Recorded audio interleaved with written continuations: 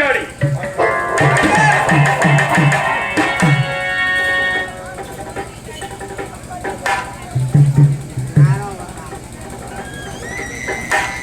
காளி அக்கா நான் சாந்த சொல்லி பாசத்திற்கு உரியவன் பிரகாசத்திற்கு முத்துமாரி அந்த கௌரவியுடைய மகாராணி அந்த கருவுக்குள்ளே கருமாரியா உருவானி அப்படி புள்ளத்தாச்சி போம்படி ஈவு இறக்கிறவன் நம்முடைய அம்சப்படுத்த அருணாதாசி அவனை கொன்று விட்டு நாட்டை அடைய வேண்டும் சொத்தை பறிக்க வேண்டும் என்று ஒரு பணத்திற்காக புள்ளத்தாச்சி போம்படியே கொண்டுட்டான். அவனை கொன்று விட்டு தீயிட்டு மேலே கொட்டும் போதுதான் அதனை சகிக்க முடியாமல் என்னோடு சென்று அர்த்தமாடி இப்ப சொன்ன மாதிரி அரைக்கியா சம்மரம் பண்ணலாம். நம்முடைய அம்சப்படுத்த சாதாரண குளமாது இப்ப விலை மாதா மாறிட்டான். அவர் அரண்மனைக்கு போக வேண்டும், திருந்த வாய்ப்பு கொடுக்க வேண்டும். திருந்தினால் அவனுக்கு உயிர் இல்லை என்றால் நம்முடைய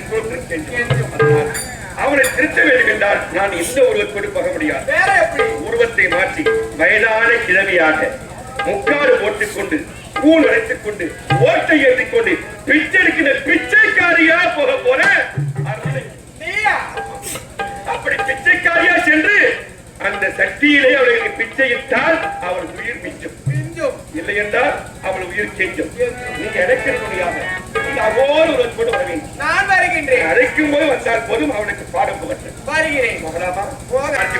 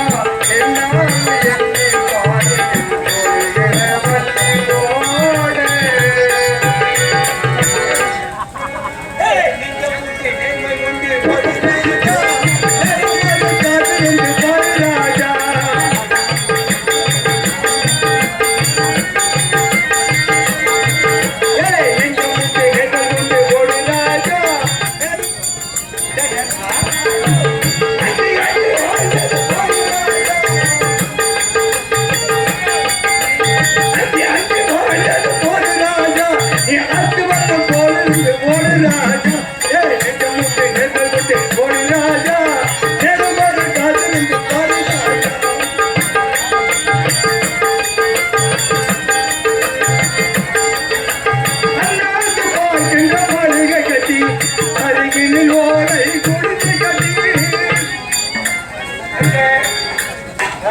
மேல தூக்காதீங்க. அது மேல தூக்கினா காய்ச்சல் எங்க படுக்கிறோம். எங்க படுத்துருக்கான் என்ன இங்க லோல் பண்ணி கிடக்குறேன். ஏன்பா சும்மா இருக்க மாட்டீங்க? என்ன நீ மாட்டி பக்கம் கட்டி கிடக்குறீவா? கீழே இறங்கி வந்தா அப்படியே எடுத்துருவேன்.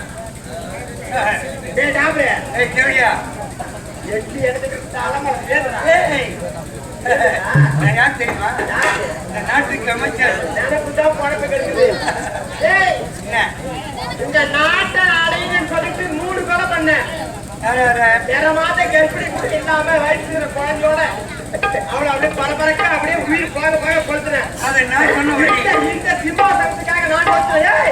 இந்த இடம் தான் வேணும் நீ நினைச்சனா ஒட்ட பாடு குண்ட சோத்துல கட்டு வச்சுடா அவளுக்கு. ஆகாது பத்தி அவளுக்கு அந்த நேரத்தில் வச்சு பேசுறியா? நான் என்ன ஆளு? நீ நல்லா இருப்ப, என் கூட நீ வாழ்ந்திருப்ப, என்னை விட்டு பெரிய மாட்டேன் அப்படின்னு சொல்லிட்டு நான் இந்த சூழ்ச்சியெல்லாம் நான் செய்தேன். மன்னனை கொண்டேன், நியாயம். மகாராணியை கொண்டேன், அதோட நியாயம். ஆனா என்ன கொல்லத்துக்கு துணிக்கப்பட்டா அது தவறு. ரெண்டு சோத்துல விஷத்தை ஊத்தி கலந்து கொண்டுறியா? நீ அந்த 2 காரியத்தை சேர்ந்தது என்ன காரியத்துக்கு நீ எவ்வளவு துணிய மாட்ட. உன்கிட்ட கொஞ்சம் எச்சரிக்கையாவே இருக்கணும் குழந்தை. ஒன்றுமில்லை, அந்த மன்னனையும் அதாவது மகாராணி எப்படி கொண்டு ஆராய்ச்சி பண்ண மாமா உள்ள புது கதைக்கு வந்து அனுப்பி விடு.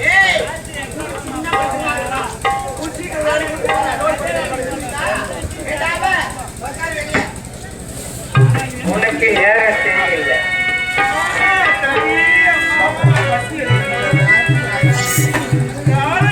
வீடு வீடா சுத்திட்டு வர இந்த கேள்விக்கு இந்த சட்டியில ஒரு குடி சோறு போறதுக்கு வயசான ஒரு பாட்டு வர மாதிரி தெரியல.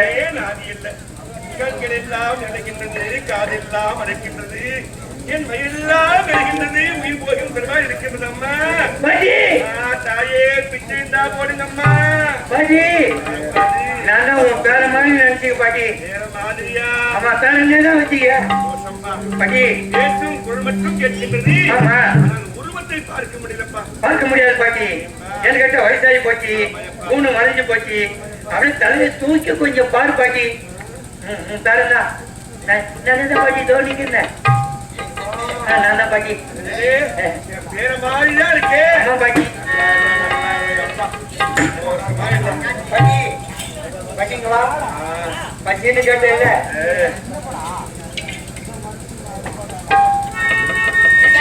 பாட்டி பாட்டி, இந்த வயசான காலத்துல எங்கன்னா உட்காந்து நீ சாப்பிடலாம் இல்ல? ஐயா, வயசான காலத்துல உட்கார்ந்து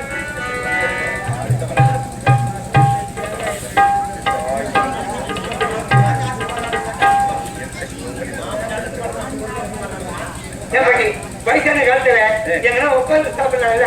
இது உனக்கு தேவையா? உட்கார்ந்து சாப்பிடுறது நான் ஏன்பா ஓடி ஏற்றி பிச்சைக்க அப்படியாரு பட்டுல. சரி, எனக்கு சோறு போல யாருமே இல்லை ராஜா.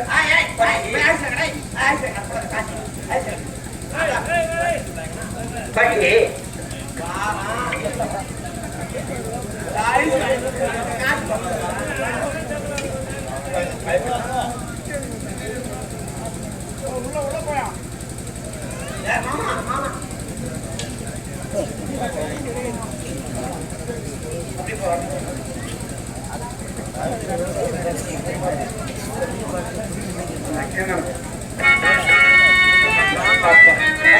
எனக்கு சோறு போல நாதி இருந்தா ஏன் பாட்டி நான் தொடர்ந்து கோச்சிக்காத பாட்டி.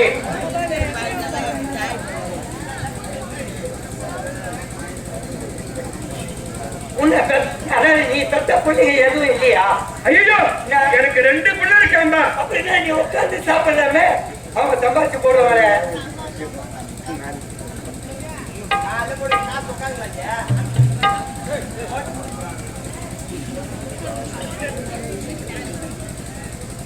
பாட்டி 2 பிள்ளை பெற்றுன்னா உனக்கு இந்த நிலைமையா? கேட்கிறேன். ஏன் பாட்டி? அழகான ஒரு பிள்ளை இருக்கா, சரி, ஆன மாதிரி ஒரு இருக்காங்க.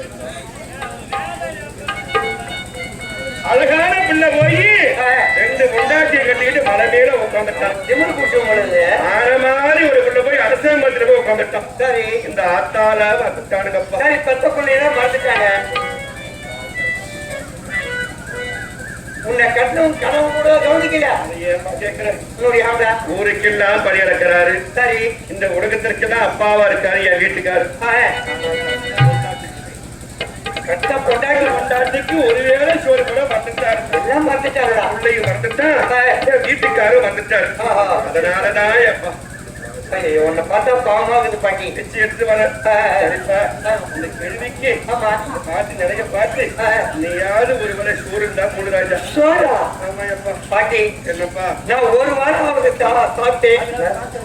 என்ன பாட்டு ஒரு வேளை சாப்பாடு போடணும்னு சொல்றீங்க. பெரிய அன்பனைக்கு வெளியே நிக்கிற மகாராஜா போல இருக்க. நீ உங்ககிட்ட சோறு போல சாப்பாடுவே சொல்றீங்க. பாட்டி என்ன ஒரு வேளை சாப்பாடுக்காக இந்த அரண்மனையில யார் தெரியுமா இருப்பது? இந்த நாட்டு மன்னனும் கிடையாது, இந்த நாட்டு மகாராணியும் கிடையாது. நான் ஏன் சொல்றேன்னா நாட்டு மன்னனில மகாராணி இல்ல. இல்ல என்னாச்சு? என்ன ஆச்சா? ஐயோ ஐயோ ஐயோ, இந்த அருணா என்ற தாசி இருக்கிறாள. அருணா தாசியா? ஆமாமா தாசினா? ஐயோ ஐயோ, அவ காசுக்கு ஆசைப்பட்டவா. பொண்ணால போக்கிறியாவா? ஐயோ ஆமா. என்ன பண்ணுவா? இந்த நாட்டு மன்னனை கொண்டுட்டா. படுவாவி இந்த கண்ணால பார்த்தா. ஐயோ இந்த நாட்டு மகாராணி ஆசைப்பா இருந்தாங்க. தெரியுமா? கற்பனை புள்ள தாச்சி போகல. அவனை கொண்டுட்டாங்க. அவனை கொண்டாடா? பரவாயில்ல, அவளை எட்டு போய் ஏற்றிட்டாங்க. ஐயோ அப்புறம் அப்புறம் என்ன பண்ணாங்க? இந்த நாட்டை எழுதி வாங்கிட்டாடா. எழுதி வாங்கிட்டாடா? இருக்குது தாவரத்துக்கும் அவங்க மட்டுமா வேலை செஞ்சு அவங்க கூட யாரும் இல்லையா? யாரு கூட? அவங்க கூட துணையா இருந்தது யாரு? அந்த கவிதா கூடவா? அந்த கவிதா கூட இருந்தவன் நான் தான் பாட்டி. எவ்வளவு இருந்தவன்? அந்த தாசி கூட இருந்தவன் நான் தான். அப்ப மன்னரும் மகாராணி காரணம் நான் தான் சூழ்ச்சி செய்தேன். எவ்வளவு பெரிய பெருசா வயசான கேள்வியாக்கிட்டு மகாராணி அவர் சொல்லிட்ட மகாராணி கொண்டாலும் பெருமையா பேசிட்டு இருக்காரு. கட்டணும் நீ பண்ண காரியம் அவங்க ரெண்டு பேர் செத்து போனாங்க. பொறம்போக்கு நாயே ஒரு குடும்பத்தை ஆயுஷியோட படுபாவி, ஒரு குடும்பத்தை நடத்தினதுக்கு ஆயுஷ் வந்தீங்க படுபாவி. ஒவ்வொரு பெண்ணுக்கும் ஜீவன விட கருவறைக்குள்ள விழிப்பது ஒரு பெண்ணா பிறந்தா 3 அம்சம் கிடைக்கணும். போக தெரிஞ்சுக்கிட்டா. என் சின்ன பொண்ணு உட்கார்ந்து இருக்கா, சரியான பருவத்தில் வயசுக்கு வரணும், அதான் ருது பருவம். சரியான திருமணமாக மாங்கல்ய பருவம். சரியான பருவத்தில் புகுந்த வீட்டுக்கு ஒரு வாரிசு உருவாக்கணும், அதான் மழை பாக்கியம். இந்த 3 அம்சத்தில் எந்த பாக்கியம் குறைந்தாலும் சரி, இந்த உலகம் அந்த பெண்ணைத்தான் பாவம் சொல்லி என்ன பாவம் செஞ்சாலோ இன்னும் புள்ள 10 வருஷமா கல்யாணம் பண்ணி அவளுக்குள்ளேயே இல்லை, அவன் மலடி அவர். ஆனா ஆண்களுக்கு எந்த குறைந்தாலும் இந்த ஆணை தூற்றாத பிரபஞ்சம் உலகம். பெண்களுக்கு குறையே இல்லை என்றாலும் பெண்ணைத்தான் தூற்றும் இந்த உலகம் பிரபஞ்சம். ஏன் தெரியுமா? ஆண்களோட ஈசனின் அம்சம். ஈசனை குறைக்கூடாது. நான் கணவனை மதியாதவன், அடங்காத பிடாரி, பிடாரி அம்மன். அதற்கு சாபக்கேடு. பெண்களுக்கு குறையை வைத்தார் ஈசன். பெண்களுக்கு கணவனை மதியாத ஒவ்வொரு பெண்ணும் பாவத்தை அனுபவிக்குவேன் சொல்லிட்டு என் ஈசன் கொடுத்த அம்சம். ஏன்னா அவரை மதிக்கல. அவர் என்ன தெரியுமா? அந்த பெண்ணின் குறையத்திற்கு தான் கணவருக்கு எதிராக இப்படிப்பட்ட அவதாரம் கொண்டு என் குலமாதர் குறையத்திற்கு அவதாரம் எடுத்திருக்கிறேன் கனமாரியாக. என் கணவர் எப்படி சாபத்தை பெண்கள் கொடுத்தாலும் அந்த சாபத்தை நீக்கத்தான், பெண்களை வாழ வைக்கத்தான் அவதான் அவதாரம் எடுத்தேன். அப்படிப்பட்ட நீ அந்த பெண்ணையே சாகடிக்க துணையாக இருக்கிற.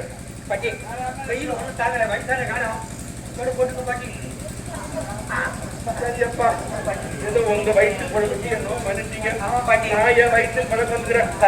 வந்து எனக்கு பாட்டி போருந்தா போடு ராஜா. ஐயோ சோத்தப்பட்டு கேட்காதீங்க. அந்த அருணா என்ற தாசி நான் மனைவி கொண்டுட்டேன், மகாராணி கொண்டுட்டேன். உன்னை கொல்லத்துக்கு எவ்வளவு நேரம் ஆகும்? நீ சாப்பிடுற சாப்பாட்டுல நான் விஷத்தை ஊத்தி கலந்து கொடுத்துருவேன்னு சொல்லிட்டான். இவளை எண்ணெயும் சாப்பாட்டுக்கான தொட்டு நான் தோத்துன்னு 1 மாசம் ஆகுது பாட்டி. நீ உணவருந்தியே 1 மாத காலம் ஆகிடும். ஆமா பாட்டி. நீயும் பசியால தவிக்கிற. வாய சட்டியத்தை 2 பேரும் பிச்சை பாவட ஏற்படுத்தா பாட்டி. நீ வயசான காலத்துல நான் பிச்சை எடுக்கலாம். நீ பிச்சை எடுக்கலாம். கிராமத்தின் மகாசக்தி முத்து மாறி நான் இந்த ஊர்ல பிச்சை எடுக்கலாமா? இவர் கௌரவமான வேலை செஞ்சவர், இவர் பிச்சை எடுக்க மாட்டாரா? ஏய் என் தொழில் என்ன தெரியுமா? ஒன்னா போட்ட போட்டு அடிப்பாங்க ஒண்ணு. என் தொழில் என்ன தெரியுமா? என்ன தொழில்? ஒரு ஆண் இட்டு போய் ஒரு பெண்ணிடம் கூட்டி கொடுக்குற வேலை. காப்பிரமா பெருமையான வேலை. நெகத்தில் அழுக்கப்படாத வேலை ரெண்டே வேலை. என்ன வேலை? ஒன்று கூட்டி கொடுக்குற வேலை, ஒன்று தர வைக்கிற வேலை. இதுதான் நெகத்தில் அழுக்கப்படாத வேலை. அந்த ரெண்டு வேலை ஒரு வேலை நீ செய்கிற. ஆமா, கூட்டி கொடுக்குற. நானும் எந்த வேலைக்கும் போய் பார்த்தேன். பெருமையா சொல்ற. ஒரு குடும்பத்தை அழிக்கிற. உனக்கு வேலை வைப்புச்சா? கல்யாணம் ஆகி போச்சு பாட்டி. உள்ள விட்டுருக்க போயிட்டு இருக்க. 3 பொண்ணு ஒரு பையன் பாட்டி. 3 பொண்ணு ஒரு பையன். 3 பொண்ணு கட்டி கொடுத்துட்டாங்க. 3 பொண்ணை கட்டி கொடுத்துட்டாங்க. பேரம் பேச்சு வச்சுட்டாங்க. சந்தோஷம். இன்னும் பையன் பட்டதான் இருக்கிறான். என்ன பண்றான் அவன் ஸ்ரீபெரும்புதூர்ல கார் கம்பெனில வேலை செய்யறான். ஸ்ரீபெரும்புதூரில் ஒரு கார் கம்பெனியில் வேலை செய்கின்றான். ஏன் அவனை கூத்தாடிட்டாரு? உன் பிள்ளைய நீ கூத்தாடல, உங்க அப்பா கூத்தாடினாரு, உங்க தாத்தா கூத்தாடினாரு, பரம்பரையா கூத்தாட்டு வரீங்க. அவனை மட்டும் கூத்தாட விடாம வேலை பார்க்கலாம். பாட்டி, எங்க அப்பா வந்து 7வது தலைமுறை, நான் செத்தனா 8வது தலைமுறை, 9வது தலைமுறை சேவலான்னு சொல்லிட்டான் பாட்டி. அதான் அவன் வேலைக்கு போயிட்டான். நாட்கண்ணு முடிச்சு கஷ்டப்படுகின்ற தொழில் உன்னோட போகட்டும் அப்பா, இந்த தொழில் எனக்கு வேண்டாம் என்று படித்து ஆளாக்கி அவனுக்கு வேலைக்கு சேர்த்துட்டான். என்ன பிள்ளைய படிக்க வச்சு நீ நான் கஷ்டப்பட்டு நாட்கண்ணு முடிச்சு படிக்க வச்சுக்கலாம். நீ இந்த டாபர் மாமா வேலை செய்து உன் பிள்ளைக்கு தெரியுமா? இத சம்பாஷனை காப்பாற்றணும் தெரியுமா? தெரிஞ்சா என்ன பண்ணுவான்? பிள்ளையே இந்த வேலை செய்து கட்சியா விட்டு பாக்கலாம். எத்தனை குடும்பம் இது பழி வாங்கிருக்கிற அத்தனை வெட்டி பிள்ளையோட என்ன பண்ணுவாங்க? ஏண்டா இதை உணர மாட்டாயா? என்ன வார்த்தையால எனக்கு ஏன் வந்து நீ எப்படி சம்பாதி பாட்டி, நான் தான் ஒரு மாசம் அவரு சாப்பிட்டேன். என்கிட்ட வந்து கேட்கறீங்க.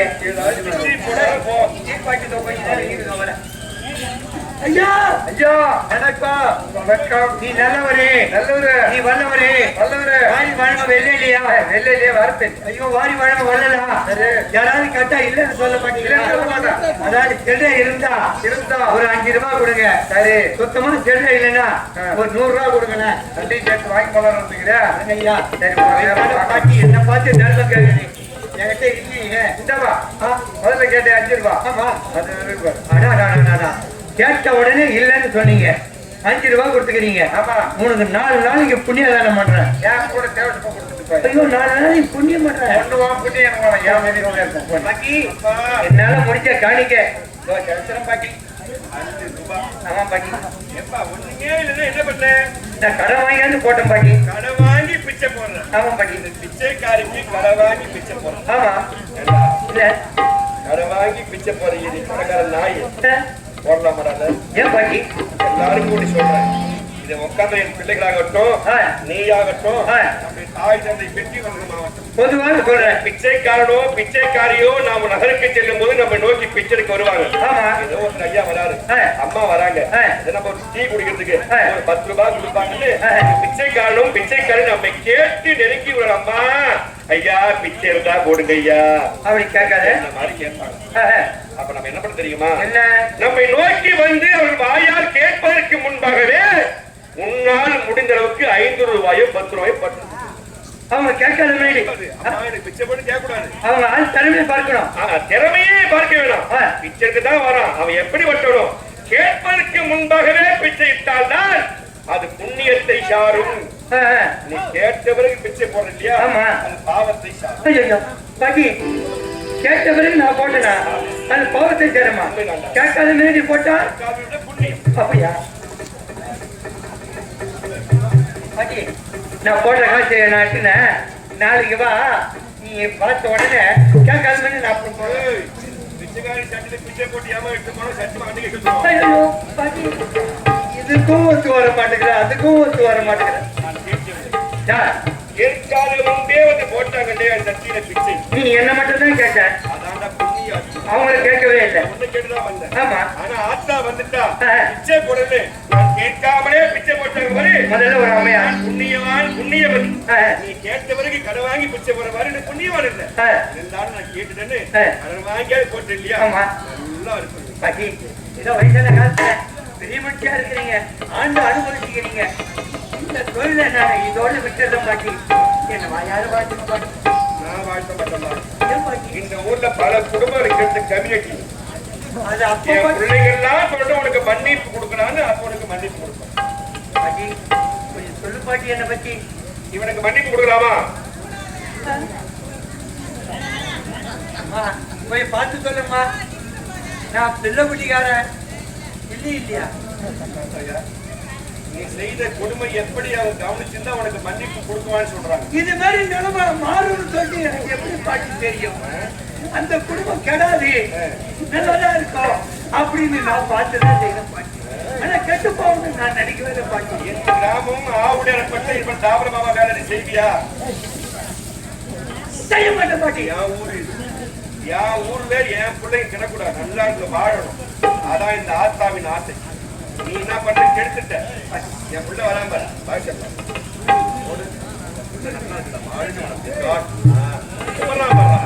அவன் தாண்டா என் பிள்ளை. எப்படி கூடலாம் வர்றான்? மன்னிக்க கூடாதுன்னு சொல்லிட்டாங்க. கேட்டு பாருமா. இப்படி போ, இப்படி போயா, தாண்டி போ, அப்படி போ.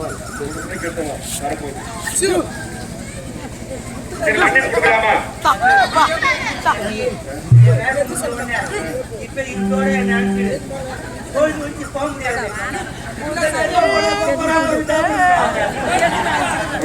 மன்னிக்கும் மன்னிக்கே உண்டு. நான் அடிப்படையில மன்னிப்பு கேட்கிறேன். மீண்டும் தப்பு செய்தா நான் இப்படி என்ன எனக்கு தெரியும். நீங்க பயப்படுறீங்க, மன்னிப்பு தப்பு ஏமாத்தா கண்டிப்பா எங்க ஊரை நட்டு கூட நினைக்கிறீங்க. ஆத்தா கிட்ட போய் சொன்னா மரம் சேர்த்துடுவான்.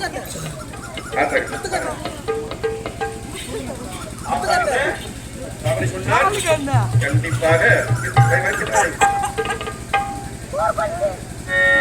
அதை மன்னிப்பு கொடுக்கலாம். இருந்தா பார்ப்போம், இருந்தா அப்ப நான் பார்த்துக்கிறேன்.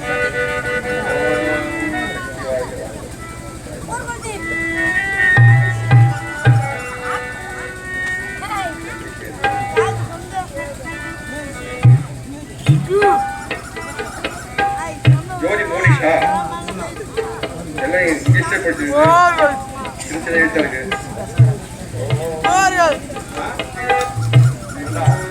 ஆத்தாகிட்ட இங்க செடி தெரியும். ஆத்தாடுக்கு அது சின்ன கொடுத்துருவாங்க. எனக்கே கணிதம் இல்லை. நிலவன் சாந்தா, அப்புறம் சஸ்கந்த ரேணுகாமா, ஓஹோ, சூர்யா சுகந்தி, ஜோதி ஹரிஷ். அது நான் கூட சீட்டை மட்டும் கொடுத்துருவான். 10 ரூபாய் அவன் போட்டானா இவனுக்கு தான் செய்யலானு. 10 ரூபாய் சின்ன பிள்ளை போட்டான் பொன்னரசன். ஆனா சீட்டு கொடுத்துறான். அவன் பேரு பொன்னரசன். காசு போட்டவும் பொன்னரசன். சீட்டு கொடுத்து எவனுமே சேர்த்து விட்டு போடலையே. 4 பேரு. 25 நம்ம பிரிச்சு வேண்டியதான். பிச்சை எடுத்தாலும் பிச்சை எல்லோரும் பிள்ளைகள் அனைவரும் அனைத்து அனுகிரகம் பெற்று நோயற்று வாழணும். நமச்சு நம்ம நாராயண வாழ்க வளமுடன்.